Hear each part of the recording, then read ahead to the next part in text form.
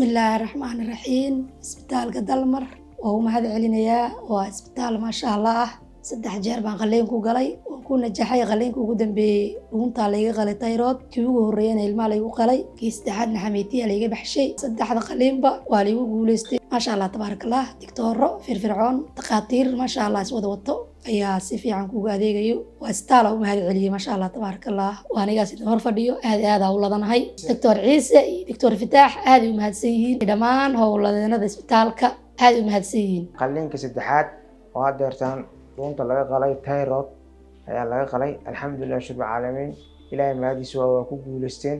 This patient come to us complain of bukaankan wuxuu inoo yimid isagoo ka cabanaya xanuun iyo barar dhanka dhuunta ah baaritaan kadib waxaan ogaanay in ay cilad ka jirto qanjirka dhuunta ee thyroidka we prepare her for operation waxaan u sameynay qalliin lagu guuleystay hadda waa ay fiican tahay oo waan fasaxaynaa codkeeda iyo caafimaadkeeda guud ahaanba waa ay fiican yihiin.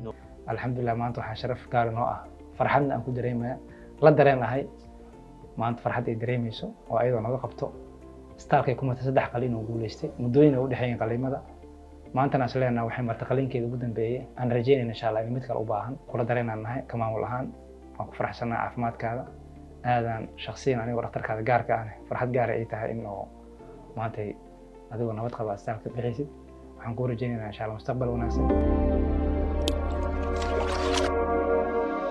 Dalmar Specialty and Teaching Hospital. Higsigeenu waa caafimaadkaaga.